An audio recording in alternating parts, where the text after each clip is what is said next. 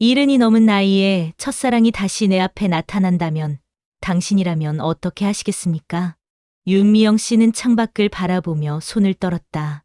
남편과 사별한 지 3년, 자식들은 모두 독립했고 집안은 늘 고요했다. 오롯이 자신만의 시간이 이어지는 날들 속에서 그녀는 어느새 세상의 흐름과 동떨어진 듯한 감각에 익숙해져 있었다. 그런데 지난 고교 동창회에서 마주친 박진호의 눈빛이 그날의 설렘을 그대로 불러왔다. 세월의 흔적이 얼굴 곳곳에 남아 있었지만 그의 눈동자는 여전히 젊은 시절처럼 반짝였다. 그날 이후 윤 씨의 마음은 혼란스러웠다. 하루에도 몇 번씩 떠오르는 기억, 잊고 살았던 감정들이 물밀듯 몰려왔다. 전화기를 손에 쥘 때마다 가슴은 두근거렸고 메시지가 오면 잠시 숨을 멈추었다. 그러나 현실은 녹록지 않았다. 자식들은 걱정 어린 목소리로 반대했고 이웃의 시선은 조심스러웠다. 집안의 평화와 외부의 시선, 그리고 자신이 느끼는 오래된 설렘 사이에서 그녀의 마음은 갈팡질팡했다. 밤이면 창밖에 가로등 불빛 아래 혼자 앉아 윤 씨는 스스로에게 질문했다. 내 남은 날들을 위해 살 것인가, 아니면 가족과 사회의 기대에 맞춰 또다시 희생할 것인가. 숨소리마저 고요한 집안. 그러나 그녀의 마음속은 폭풍처럼 요동쳤다. 그리고 어느 날 박진호에게서 조심스레 온 메시지가 윤 씨의 마음을 흔들었다. 미영 씨, 함께 늦은 여행이라도 떠나고 싶어요. 이번 생에서는 더 늦기 전에 서로의 시간을 가져요. 윤 씨는 손을 떨며 한참을 고민했다. 그리고 마음속 깊이 결심했다. 이번만큼은 누구도 아닌 자신을 위해 살아보기로. 동창회장의 부산한 소음 속에서도 윤미영은 그를 알아보는데 한치의 망설임도 없었다. 박진우. 30년 전 그 모습 그대로였다. 아니, 세월의 흔적이 역력했지만 그의 미소만큼은 여전했다. 회색빛 머리카락 사이로 보이는 따뜻한 눈빛이 그녀를 과거로 데려갔다. 미영아, 정말 너구나. 그의 목소리에 담긴 반가움에 윤미영의 가슴이 두근거렸다. 마치 20살 대학생으로 돌아간 듯한 기분이었다. 그때처럼 얼굴이 달아올랐고 그때처럼 어색한 웃음을 지었다. 동창회가 끝난 후 두 사람은 자연스럽게 근처 카페로 향했다. 커피잔을 사이에 두고 마주 앉으니 시간이 거꾸로 흐르는 듯했다. 그때 도서관에서 함께 공부하던 기억나? 박진호가 먼저 입을 열었다. 물론이지. 내가 항상 창가 자리를 고집했잖아. 햇살이 좋다면서. 윤미영이 웃으며 대답했다. 그날 밤 집에 돌아온 윤미영은 오랜만에 설레는 마음으로 잠들지 못했다. 핸드폰 속 박진호의 연락처를 바라보며 한참을 망설이다가 용기를 내어 메시지를 보냈다. 오늘 정말 반가웠어요. 오랜만에 즐거운 시간이었어요. 답장은 생각보다 빨리 왔다. 저도요. 그때 교정에서 함께 걸었던 길 기억나요? 벚꽃이 예뻤던 그 길 말이에요. 윤미영의 입가에 미소가 번졌다. 기억했다. 그가 그 길을 기억하고 있다는 사실이 신기하고 고마웠다. 그 후로 두 사람은 매일 메시지를 주고받기 시작했다. 별것 아닌 일상의 이야기들이었지만 윤미영에게는 하루의 가장 소중한 순간이 되었다. 아침에 눈을 뜨면 그의 안부 메시지가 기다리고 있었고 잠들기 전에는 하루를 마무리하는 따뜻한 인사가 있었다. 오늘 비가 오는데 우산 챙기셨어요? 점심은 드셨나요? 요즘 일이 바쁘다고 하셨잖아요. 그런 메시지 한 줄 한 줄에 윤미영의 마음은 조금씩 열려갔다. 오랫동안 잊고 있던 감정이 천천히, 그러나 분명하게 깨어나고 있었다. 어느 날 저녁 박진호가 보낸 메시지를 읽으며 윤미영은 자신도 모르게 혼자 웃고 있는 모습을 거울에서 발견했다. 언제부터인가 그녀의 일상에는 작은 설렘이 스며들어 있었다. 30년 만에 재회가 가져다준 이 떨림은 분명 새로운 시작의 전조였다. 윤 씨는 평소보다 일찍 잠에서 깼다. 휴대폰 화면에 박진호의 메시지가 떠 있는 것을 확인하는 순간 가슴이 두근거렸다. 어젯밤 꿈에서 고등학교 시절 우리가 함께 걸었던 벚나무 길이 나왔어요. 참 그리운 시간이었네요. 단순한 안부 인사였지만 윤 씨에게는 마법 같은 힘이 있었다. 오랫동안 잊고 있던 설렘이 가슴 한구석에서 천천히 퍼져나갔다. 아침 커피를 마실 때도 평소 쓰디쓰던 맛이 오늘따라 달콤하게 느껴졌다. 마트에서 장을 보며 무심코 입가에 미소가 번지는 자신을 발견했을 때 윤 씨는 깜짝 놀랐다. 이게 정말 나야? 거울 속 자신의 모습이 낯설었다. 언제부터인가 웃음을 잃고 살았던 것 같은데 오늘은 눈가에 주름이 생겨도 밝아 보였다. 하지만 설렘이 클수록 현실의 무게도 함께 다가왔다. 오후에 딸 민정이가 전화를 걸어왔을 때였다. 엄마, 요즘 목소리가 많이 밝아지셨네요. 무슨 좋은 일 있으세요? 윤 씨는 순간 말문이 막혔다. 딸에게 어떻게 설명할 수 있을까? 20살 딸보다 나이 많은 엄마가 첫사랑 때문에 설렌다고 말할 수 있을까? 그냥 날씨가 좋아서 그런가 봐. 전화를 끊고 나서 윤 씨는 깊은 한숨을 쉬었다. 이웃집 김 여사가 며칠 전 했던 말이 떠올랐다. 우리 나이에 무슨 연애냐? 자식들 창피만 시키는 일이지. 재산 문제도 걱정이었다. 돌아가신 남편이 남긴 집과 적금, 그리고 자식들의 교육비로 모아둔 돈들. 만약 재혼을 한다면 이 모든 것들이 어떻게 될까? 자식들이 불안해하지 않을까? 저녁 무렵 박진호에게서 또 메시지가 왔다. 오늘 하루 어떠셨어요? 저는 하루 종일 웃고 있었네요. 윤 씨는 답장을 쓰려다 손을 멈췄다. 설렘과 두려움이 교차하는 마음속에서 그녀는 조심스럽게 타이핑했다. 저도 오랜만에 마음이 따뜻했어요. 하지만 솔직히 많이 무섭기도 해요. 무서우시다니요. 이 나이에 이런 감정을 느끼는 것도, 주변 사람들 걱정시키는 것도 모든 게 낯설어요. 한참 후 박진호의 답장이 왔다. 천천히 가요. 우리에게는 시간이 있으니까요. 그 밤 윤 씨는 창문 너머 별들을 바라보며 생각했다. 이 설렘을 계속 품고 가도 괜찮을까? 아니면 현실의 무게에 짓눌려 다시 포기해야 할까? 윤 씨가 박진호와 연락하기 시작한 지 일주일이 지났다. 아무리 조심스럽게 행동해도 가족들의 눈은 예리했다. 엄마, 누구랑 전화하시는 거예요? 큰아들 준수가 의심스러운 눈빛으로 물었다. 윤 씨는 당황하며 핸드폰을 서둘러 주머니에 넣었다. 그냥 옛날 친구. 옛날 친구가 이렇게 자주 연락해요. 엄마 요즘 표정도 많이 밝아지셨고, 옷차림도 신경 쓰시는 것 같은데, 준수의 지적은 정확했다. 윤 씨는 무의식 중에 거울을 자주 보게 되었고 마트에 갈 때도 평소보다 단정하게 차려입고 나갔다. 며칠 후 딸 민정이가 불쑥 집에 찾아왔다. 평소보다 심각한 표정이었다. 엄마, 우리 얘기 좀 해요. 거실에 앉자마자 민정은 직설적으로 말했다. 혹시 남자분이랑 만나고 계신 거 아니에요? 윤 씨는 잠시 말을 잃었다. 숨기려 했지만 결국 들켜버렸다. 동창회에서 만난 옛 친구야. 그냥 안부나 묻는 사이고. 엄마, 민정의 목소리가 단호해졌다. 지금 나이가 몇인데 그런 생각을 해요? 아빠 돌아가신 지 겨우 3년밖에 안 됐는데. 가슴이 철렁했다. 아직 어린 딸에게는 엄마의 새로운 사랑이 아빠에 대한 배신처럼 보일 수도 있겠다는 생각이 들었다. 민정아, 엄마도 사람이야. 외롭고. 외로우시면 저희가 더 자주 올게요. 굳이 남자를 만나실 필요가 있어요? 그 순간 준수도 들어왔다. 남매는 마치 미리 상이라도 한 듯 한 목소리로 반대 의견을 쏟아냈다. 엄마! 주변에서 뭐라고 할지 생각해보세요. 재산 문제는 어떻게 하실 거예요? 그 사람이 뭘 노리는지 어떻게 알아요? 자식들 체면은 생각 안 하세요? 윤 씨는 점점 작아졌다. 아이들의 말이 틀린 건 아니었다. 하지만 마음 한구석에서는 억울함이 올라왔다. 평생 가족을 위해 살아온 자신에게도 행복할 권리가 있지 않을까? 너희들 말도 맞아. 하지만 뭐예요? 민정이 목소리를 높였다. 엄마, 우리가 걱정돼서 하는 말이에요. 그 나이에 사랑이 무슨 의미가 있어요? 현실을 보세요. 그날 밤 자식들이 돌아간 후 윤 씨는 혼자 거실에 앉아 있었다.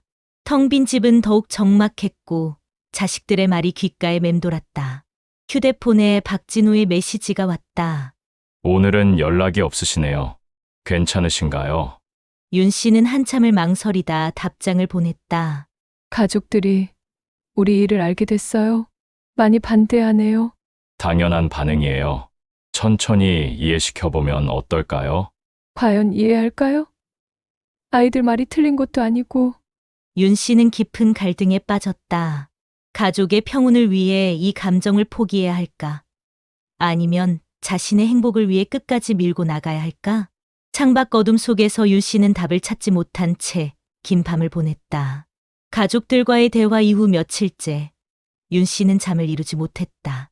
밤이면 침대에 누워 천장만 바라보며 같은 질문을 되풀이했다. 내가 정말 이기적인 걸까? 새벽 3시 결국 잠을 포기하고 거실로 나왔다.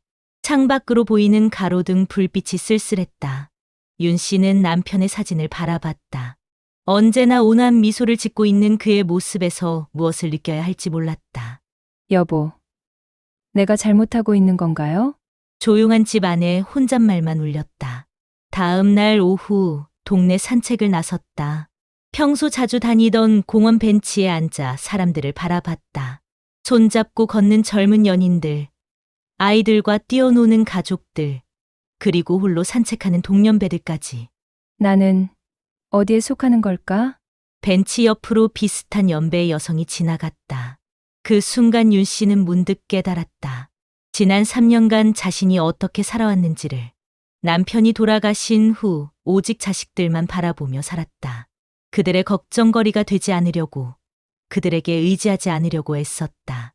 하지만 정작 자신은 어떤 사람이었을까?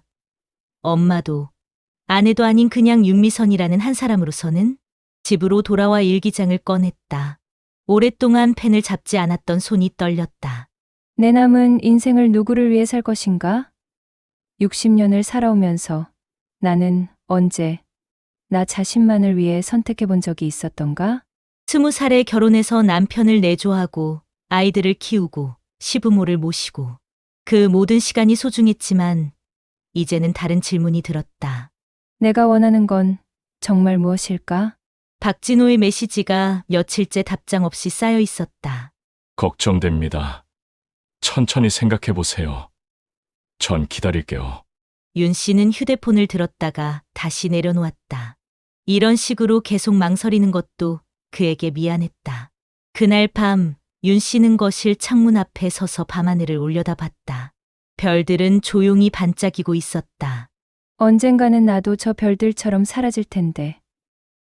지금 이 순간의 행복마저 포기해야 할까? 갑자기 숨막히는 외로움이 밀려왔다.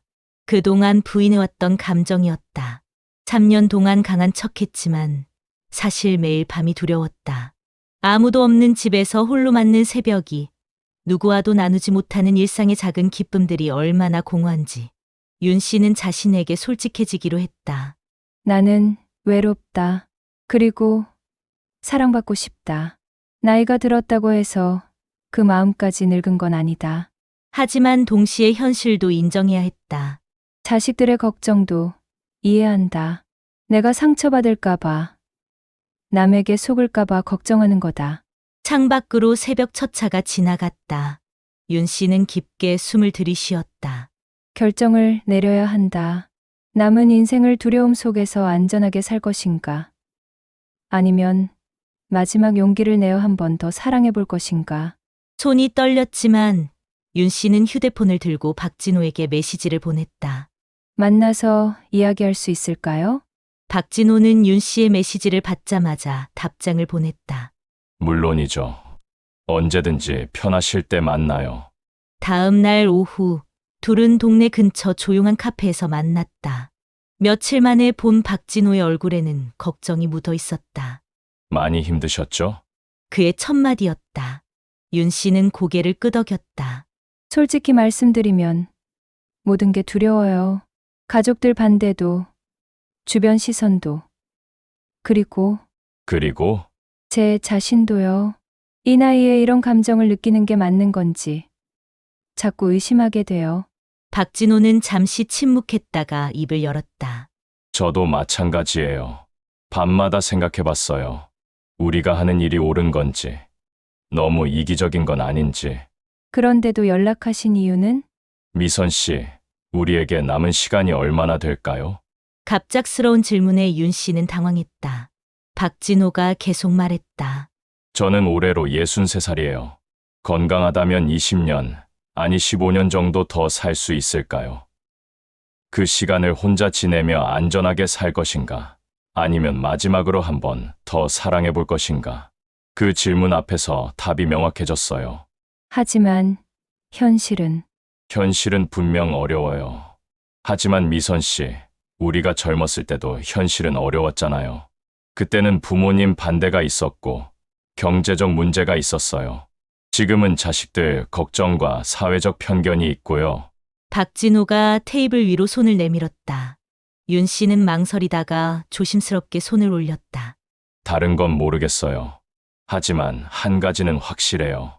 미선 씨와 함께 있으면 20년 전, 아니 40년 전으로 돌아간 것 같아요. 그런 기분을 다시 느낄 수 있다는 게 기적 같아요. 윤 씨의 눈가가 촉촉해졌다. 저도요. 하지만 무서워요. 무엇이 가장 무서우세요? 자식들을 실망시키는 것. 그리고 윤 씨는 잠시 멈춤하다 솔직히 말했다. 행복해져서는 안 된다는 죄책감이요. 박진호는 고개를 끄덕였다. 저도 그래요. 이미 한 번 결혼했는데 또 행복하려고 하는 게 욕심인 것 같기도 하고. 두 사람은 잠시 조용히 앉아 있었다. 박진호가 먼저 입을 열었다. 미선 씨, 제가 어젯밤 쓴 글이 있어요. 읽어봐 주실래요? 그는 휴대폰을 꺼내 메모장을 열었다. 이번 생에서는 더 늦기 전에 서로의 시간을 가져요. 젊을 때는 시간이 많다고 생각했지만 이제는 하루하루가 소중해요. 서로를 아끼고 보듬으며 남은 날들을 함께 걸어가면 안 될까요? 완벽한 사랑이 아니어도 좋아요. 그저 외롭지 않고 따뜻한 마음으로 살 수 있다면. 그 글을 읽는 순간 윤 씨의 마음속에서 무언가가 무너져 내렸다. 지난 며칠간 쌓아올린 두려움과 망설임의 벽이 와르르 무너지는 것 같았다. 진호 씨, 네, 저 결정했어요. 박진호의 눈이 빛났다. 이제는 저만의 삶을 위해 사랑을 선택하겠어요. 쉽지 않을 거라는 건 알아요. 하지만 후회하며 사는 것보다는 용기를 내보는 게 나을 것 같아요. 박진호는 윤 씨의 손을 꼭 잡았다. 고마워요. 함께 해줘서. 그 순간 윤 씨는 알았다. 이제 되돌릴 수 없는 길을 선택했다는 것을. 그리고 그것이 두렵기보다는 설렌다는 것을. 집에 돌아온 윤 씨는 마음을 굳혔다. 더 이상 숨기거나 미룰 수 없었다. 자식들과 정면으로 마주해야 할 때였다. 다음 날 저녁, 윤 씨는 준수와 민정을 집으로 불렀다. 무슨 중요한 얘기가 있다고 그러세요? 민정이 의아한 표정으로 물었다. 윤 씨는 거실 소파에 앉아 자식들을 바라봤다. 평생 자신을 바라보던 그 눈빛이 오늘따라 낯설게 느껴졌다. 얘들아, 엄마가 결정한 게 있어. 순간 거실에 긴장감이 돌았다. 박진호라는 분과 진지하게 만나보려고 해. 엄마! 민정이 벌떡 일어났다. 저번에 이야기했잖아요. 왜 또 그런 말씀을? 민정아, 끝까지 들어봐. 윤 씨의 목소리에는 이전과 다른 단호함이 있었다. 준수가 깊은 한숨을 쉬었다. 엄마, 정말 심각하게 생각하시는 거예요? 응, 심각해. 이해가 안 돼요. 민정의 목소리가 떨렸다. 우리가 뭐가 부족해서 그런 선택을 하시는 거예요? 윤 씨는 딸을 바라봤다. 민정아, 내가 부족한 게 아니야. 그리고 너희를 사랑하지 않는 것도 아니고. 그럼 왜요? 엄마도 한 사람이야. 너희 엄마이기 이전에, 죽은 아빠의 아내이기 이전에 그냥 윤미선이라는 사람이야. 준수가 끼어들었다. 엄마, 현실적으로 생각해 보세요. 나이도 나이고 재산 문제도 있고. 준수야, 윤 씨가 아들을 똑바로 바라봤다. 엄마가 평생 뭘 위해 살았는지 알지? 물론 저희를 위해서. 맞아. 너희를 위해, 가족을 위해 살았어. 20살에 결혼해서 지금까지 43년 동안 한 번도 내가 뭘 원하는지 생각해 본 적이 없었어. 거실이 조용해졌다. 그런데 이제 알겠더라. 내가 얼마나 외로웠는지, 아빠가 돌아가신 후 3년 동안 얼마나 무서웠는지. 민정의 눈에 눈물이 맺혔다. 그럼 저희가 더 자주 와서 민정아, 그게 아니야. 윤 씨는 고개를 저었다. 너희들도 너희 인생이 있어. 너희가 엄마를 책임질 필요 없어. 하지만 주변에서 뭐라고 할지 뭐라고 하든 상관없어. 이제는 남의 눈치 보며 살고 싶지 않아. 준수가 답답한 듯 물었다. 정말로 그 사람을 믿으시는 거예요? 혹시 뭔가 다른 목적이 있는 건 아닐까요? 윤 씨는 잠시 생각했다. 완전히 확신한다고는 할 수 없어. 하지만 준수야, 사람 사는 게 다 그런 거 아니야. 확신이 서야만 사랑하고 100% 보장이 되어야만 행복해지는 게 아니잖아. 그럼 만약에 나중에 후회하시게 되면요. 윤 씨가 미소를 지었다. 그래도 후회하지 않을 것 같아. 적어도 용기를 냈다는 것만으로도. 민정이 흐느끼기 시작했다. 엄마 무서워요. 엄마가 다른 사람이 된 것 같아서 윤 씨는 딸의 손을 잡았다. 민정아, 엄마는 여전히 엄마야. 다만 이제는 엄마 자신도 사랑하려고 해. 그게 그렇게 나쁜 일일까? 하지만 너희가 뭐라고 해도 나는 내 삶을 선택할 거야. 윤 씨의 목소리는 확고했다. 마지막 사랑마저 놓치고 싶지 않아. 이미 충분히 혼자 살았어. 거실에 침묵이 흘렀다. 자식들은 할 말을 잃은 듯 고개를 숙였다. 시간이 필요하면 시간을 줄게. 하지만 내 결정은 바뀌지 않을 거야. 그날 밤 자식들이 돌아간 후 윤 씨는 처음으로 마음이 편했다. 아직 모든 것이 해결된 건 아니지만 적어도 더 이상 숨기지 않아도 되었다. 자신의 마음을 당당히 밝혔다는 것만으로도 큰 용기였다. 가족과의 대화 후 일주일이 지났다. 자식들은 여전히 서먹했지만 윤 씨는 마음이 한결 가벼웠다. 더 이상 숨길 것도 변명할 것도 없었다. 박진호가 제안했다. 강원도에 단풍 보러 가지 않을래요? 1박 2일 정도로요. 윤 씨는 잠시 망설였다. 여행이라니. 남편과 함께 다녀온 마지막 여행이 벌써 5년 전이었다. 혹시 부담스러우시면 아니에요. 가요. 출발하는 날 아침, 윤 씨는 오랜만에 여행 가방을 쌌다. 무엇을 입을지 고민하다가 옷장 깊숙이 있던 연보라색 카디건을 꺼냈다. 남편이 예쁘다고 했던 옷이었지만 그 후로 한 번도 입지 않았던 옷이었다. 미선 씨, 옷이 정말 예뻐요. 차 안에서 박진호가 말했다. 고마워요. 오랜만에 입어봤어요. 설악산으로 향하는 길, 창밖으로 펼쳐지는 단풍이 장관이었다. 빨갛고 노란 잎들이 바람에 흩날리는 모습을 보며 윤 씨는 문득 생각했다. 나도 저 단풍처럼 살아봤으면 어땠을까? 계절마다 다른 색깔로 아름답게. 생각에 잠기셨네요. 박진호가 옆에서 말했다. 단풍을 보니까 신기해요. 나무는 죽기 전에 가장 아름다운 모습을 보여주잖아요. 사람도 그럴 수 있을까요? 윤 씨가 그를 바라봤다. 우리 말이에요? 네. 우리도 인생의 가을에 가장 아름다운 사랑을 할 수 있을까요? 설악산에 도착해서 둘은 천천히 산책로를 걸었다. 젊은 연인들과 가족 단위 관광객들 사이로 나이 든 두 사람이 나란히 걷는 모습이 어색할 수도 있었지만 윤 씨는 더 이상 신경 쓰지 않았다. 진호 씨, 젊을 때 우리가 함께 여행했다면 어땠을까요? 아마 더 바쁘고 조급했을 거예요. 이것저것 다 보려고 하고 사진도 많이 찍고. 지금은 어때요? 박진호가 걸음을 멈추고 주변을 둘러봤다. 지금은 그냥 이 순간이 좋아요. 미선 씨와 함께 같은 바람을 맞고 같은 풍경을 보는 것만으로도.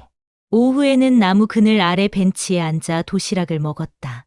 박진호가 준비해온 김밥과 윤 씨가 만든 계란말이를 나눠 먹으며 이런저런 이야기를 나눴다. 미선 씨는 언제가 가장 행복했어요? 갑작스러운 질문에 윤 씨는 생각에 잠겼다. 아이들이 어렸을 때요. 그때는 하루하루가 바빴지만 뭔가 확실한 목표가 있었어요. 아이들을 잘 키우겠다는. 지금은요? 지금은, 윤 씨가 박진호를 바라봤다. 지금, 이 순간이요. 해가 서쪽으로 기울어 갈 때 둘은 호수가 보이는 언덕에 올랐다. 잔잔한 물 위에 석양이 반사되어 황금빛으로 반짝였다. 진호 씨, 네. 제가 깨달은 게 있어요. 뭐려? 늦게 찾아온 사랑은 젊을 때와 달라요. 그때는 모든 걸 가지려고 했다면 지금은 함께 있는 이 시간만으로도 충분해요. 박진호가 고개를 끄덕였다. 저도 그래요. 예전에는 사랑한다는 것이 서로를 소유하는 것이라고 생각했는데, 이제는 서로를 이해하고 보듬어 주는 것 같아요. 윤 씨는 호수를 바라보며 말했다. 조급하지도 않고 질투하지도 않고 그냥 마음 깊은 곳이 따뜻해져요. 평온하죠. 맞아요. 평온함. 이런 게 진짜 사랑일까요? 그때 한 무리의 철새들이 호수 위를 날아갔다. V자 형태로 질서정연하게 날아가는 새들을 보며 박진호가 말했다. 저 새들처럼 우리도 서로 의지하며 남은 길을 함께 갈 수 있을 것 같아요. 윤 씨는 처음으로 박진호의 손을 먼저 잡았다. 네. 함께 가요. 그날 밤 펜션에서 각자의 방에 들어가기 전 윤 씨는 거울 속 자신을 바라봤다. 언제부터인가 잊고 있던 빛이 눈가에 돌아와 있었다. 이게 바로 늦게 찾아온 사랑의 힘이구나. 여행에서 돌아온 윤 씨는 완전히 달라진 사람이 되어 있었다. 거울을 보는 시간이 늘었고 옷장 깊숙이 묵혀뒀던 옷들을 하나씩 꺼내 입기 시작했다. 가장 큰 변화는 자신만의 시간을 만들기 시작한 것이었다. 오랫동안 손에서 놓았던 책을 다시 읽기 시작했다. 젊었을 때 좋아했던 시집, 그동안 읽고 싶었지만 미뤄뒀던 소설들을 하나씩 펼쳤다. 엄마, 이 책들 다 어디서 나온 거예요? 어느 날 들른 민정이 거실 테이블 위에 쌓인 책들을 보며 물었다. 예전에 사뒀던 건데. 이제야 읽을 시간이 생겼네. 민정은 복잡한 표정으로 엄마를 바라봤다. 여전히 엄마의 선택을 온전히 받아들이지는 못했지만 엄마가 예전보다 생기 있어 보인다는 것은 인정할 수밖에 없었다. 저녁 시간도 달라졌다. 예전에는 TV 앞에 앉아 무료하게 시간을 보냈다면 이제는 박진호가 추천해준 클래식 음악을 들으며 와인 한 잔을 천천히 즐겼다. 처음에는 어색했다. 내가 지금 뭘 하고 있는 건가 싶기도 했다. 하지만 며칠 지나자 이런 시간이 소중하다는 것을 깨달았다. 아무도 신경 쓰지 않고 아무에게도 미안해하지 않는 온전히 자신만의 시간. 박진호와의 만남도 자연스러워졌다. 처음에는 어디로 나가야 할지, 뭘 해야 할지 고민했지만 이제는 그저 함께 있는 것만으로도 충분했다. 오늘은 뭘 하고 싶으세요? 박진호가 물었다. 그냥 집에서 차나 한 잔 마셔요. 제가 직접 끓인 차 드셔보세요. 박진호는 윤 씨의 집에 처음 와보는 것이었다. 정갈하게 정리된 거실, 곳곳에 놓인 책들, 그리고 은은하게 흘러나오는 음악까지. 집이 정말 따뜻하네요. 예전에는 그저 살기만 하는 곳이었는데 요즘에는 진짜 내 공간이라는 느낌이 들어요. 둘은 거실 소파에 앉아 차를 마시며 일상적인 이야기를 나눴다. 오늘 읽은 책 이야기, 동네에서 봄꽃 이야기, 날씨 이야기까지. 특별할 것 없는 평범한 대화였지만 그 속에는 깊은 위안이 있었다. 미선 씨, 혹시 부담스럽지 않아요? 제가 너무 자주 오는 것 같아서. 전혀요. 오히려 기다려져요. 혼자 있을 때도 좋지만 진호 씨와 함께 있으면 더 좋아요. 박진호도 변했다. 예전에는 만날 때마다 어디든 나가야 한다고 생각했는데 이제는 그냥 함께 앉아 있는 것만으로도 만족스러워했다. 어느 날 저녁, 윤 씨가 저녁을 차려주었다. 간단한 집밥이었지만 박진호는 감동했다. 정말 맛있어요. 언제부터 이렇게 요리를 잘하셨어요? 평생 해온 일인데 뭘. 그런데 요즘은 해주고 싶어서 하는 거라 기분이 달라요. 어떻게 달라요? 예전에는 해야 하는 일이었다면 지금은 하고 싶은 일이에요. 식사 후 설거지를 함께 하면서 박진호가 말했다. 이런 평범한 일상이 이렇게 행복할 줄 몰랐어요. 윤 씨도 고개를 끄덕였다. 저도요. 거창한 일을 하지 않아도 그냥 함께 있는 것만으로 충분하네요. 며칠 후 준수가 전화를 걸어왔다. 엄마 요즘 목소리가 많이 밝아지셨어요. 그래? 네. 그래서 혹시 그분을 한번 만나뵐 수 있을까요? 윤 씨는 깜짝 놀랐다. 정말? 네. 엄마가 그렇게 좋아하시는데 어떤 분인지 궁금해요. 그날 밤 윤 씨는 박진호에게 전화했다. 준수가 당신을 만나보고 싶어 해요. 정말요? 떨리네요. 저도요. 하지만 좋은 신호인 것 같아요. 그렇게 윤 씨의 새로운 일상은 천천히 자리를 잡아갔다. 자신을 위한 시간, 사랑하는 사람과의 자연스러운 만남, 그리고 조금씩 가족의 이해까지. 모든 것이 완벽하지는 않았지만 적어도 자신답게 살아가고 있다는 확신이 있었다. 6개월이 흘렀다. 윤 씨는 동네 카페에서 박진호와 마주 앉아 있었다. 이제는 누가 뭐라고 하든 신경 쓰지 않았다. 옆 테이블의 수군거림도, 지나가는 사람들의 시선도 더 이상 중요하지 않았다. 미선 씨, 행복해 보여요. 박진호가 미소 지으며 말했다. 정말요? 저도 그런 것 같아요. 준수와 민정은 여전히 완전히 받아들이지는 못했지만 적어도 엄마의 선택을 존중하려고 노력하고 있었다. 지난주에는 준수가 박진호와 짧은 식사를 함께 했고 민정도 엄마가 웃으시는 모습이 좋다고 말했다. 모든 것이 완벽하지는 않았다. 여전히 주변에 시선이 있었고 때로는 혼란스러운 순간들도 있었다. 하지만 윤 씨는 알았다. 황혼에도 사랑할 권리가 있다는 것을. 나이가 들었다고 해서 마음을 숨길 필요가 없다는 것을. 그리고 누군가를 위해서가 아니라 자신을 위해 살아갈 용기를 가져도 된다는 것을. 진호 씨, 고마워요. 뭐가요? 용기를 주셔서요. 덕분에 진짜 저를 찾을 수 있었어요. 늦게 찾아온 첫사랑은 그녀에게 단순히 연인을 선물한 것이 아니었다. 진정한 자신을 되찾게 해주었고 당당히 살아갈 힘을 주었다. 윤 씨는 이제 확신했다. 남은 인생을 자신만의 사랑과 행복으로 채워갈 수 있다고. 여러분이라면 인생의 황혼에 찾아온 사랑을 받아들이실 건가요? 아니면 가족과 사회의 시선을 고려해 또다시 마음을 접으시겠습니까? 구독과 좋아요를 눌러주시면 새로운 이야기를 빠르게 받아보실 수 있습니다.